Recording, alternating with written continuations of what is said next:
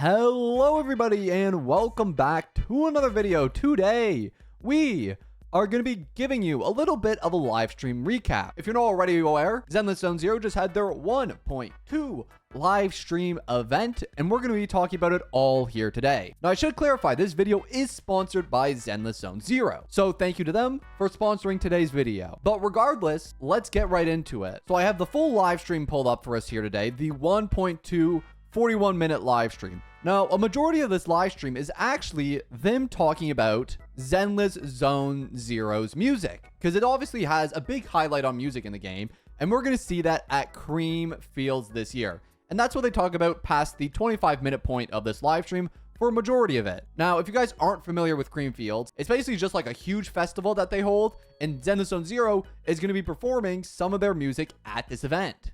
So look forward to that, and we're going to touch a little more on this later, but let's start out with some of the updates and what's coming to Zenless Zone Zero and 1.2, because there is a hell of a lot. First thing we get to see is a little animated trailer showing us some new characters, some old characters. We got to see Lucy, we're going to see Burnice, and some other really fun little news tease characters that I think you guys will really enjoy. Now, this whole kind of update is all going to focus on the Sons of Calydon, I believe is what they're called. And new characters like, for example, Kaiser King here, who is a super cool character. We're going to get more into her as well. Anyways, the two new characters for this update is going to be number one, Burnice, who we're seeing a little bit of here. And then number two is going to be Kaiser King, who we saw a little bit of earlier. These two are the two limited characters next update. As for their banners, it's going to look a little something like this. So we're going to have Kaiser King on the first half, along with Piper and Anton.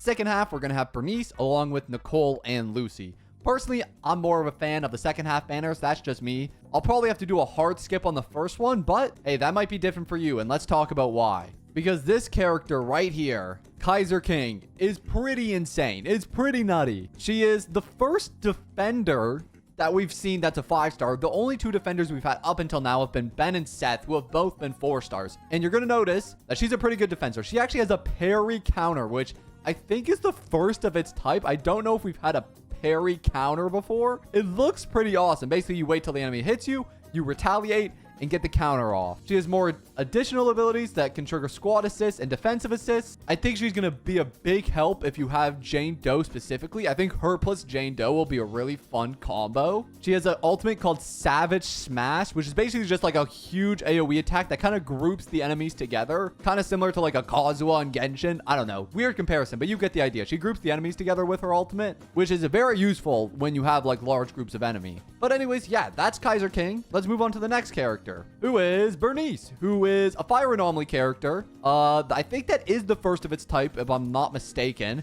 She wields flamethrowers though, which I think is super cool. She wields dual flamethrowers in her hands. And you're also going to notice that she's a pretty cool character. Of course, because she's a fire anomaly character, she's going to build up the burn meter very fast, very, very fast.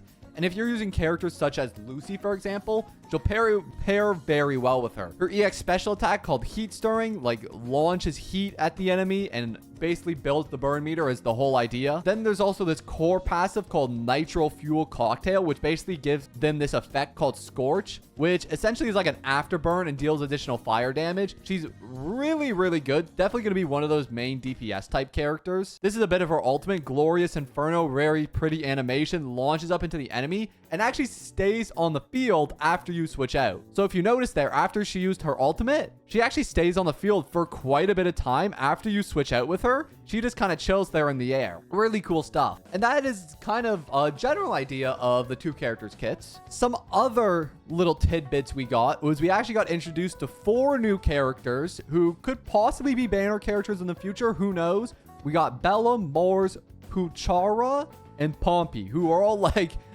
furry type characters with the ears and stuff. You got, I don't even know what the one on the right is supposed to be. But regardless, I can see a lot of these guys being banner characters just based on how complex their designs are. I'm personally a big fan of Mors, the little edgy guy in the middle there. But you let me know what your favorite is in the comments. We also got introduced to their little balls, their W engines. I don't think we actually know what they do yet, but we got the images of them. So we got Tussa Furies for Kaiser, and then Flame Maker Shaker for Burnice. We're also going to get a new Bang Boo on the Bang Boo menu because of them. Then we got introduced to some of the events where we're going to be able to get a free copy of Lucy along with a ton of other other good stuff like polychrome, for example. Some of the events involve like cooking and kind of stuff with some of your allies, which looks kind of cool. We of course got more arcade events and the arcade machine, which are always silly little fun events to do. We got more combat events, of course, where we go into this thing called the Ether and fight a variety of enemies. It seems like the little pup is gonna have more rewards for us. Always love going back to him. In fact, he has like slide puzzles for us, it looks like. Then we're gonna have the Friendship Fair event, which I imagine is probably gonna build friendship.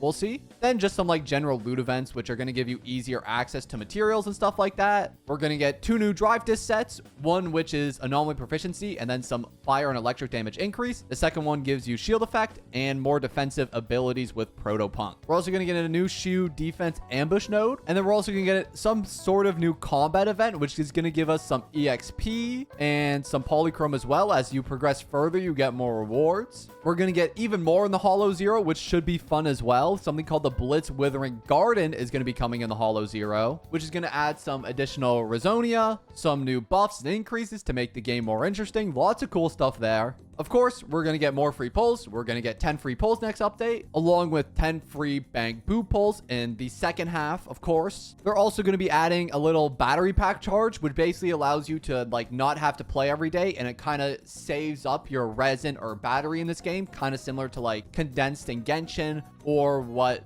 Honkai Star Rail has now, where it saves it for you, which is I think is really cool. You also have the ability to save squads now. Thank goodness for this mechanic. I've been waiting for this forever. And then also, again, another mechanic I've been waiting for. You can play as only 4 characters for right now, but they also announced in this live stream that we're going to get even more characters to walk around the world with. You don't have to play as just Wise. Thank heavens, you can switch characters finally. I really like this update. But yeah, that about covers everything in the live stream that you can expect for Zenless Zone Zero 1.2. Of course, the last 15 minutes is Creamfields, and in fact, they actually dropped the full DJ live set on their channel, so you can go and check this out and listen to a bunch of the songs. They have some of the character-specific songs, like Coldea's, for example, which is one of my favorites. Some of the background OSTs from in-game. Lots of cool stuff in here. You can go and check this out for yourself. I'll have the link for it down in the description below. But yeah, that's everything that's coming in the 1.2 update. Let me know what you think of the 1.2 update. Maybe share with me some of your favorite Zenless Zone Zero OSTs down in the comments below. But regardless, that's going to be all for me today. Thank you guys so much for watching, and I'm going to see you all in the next one. Peace.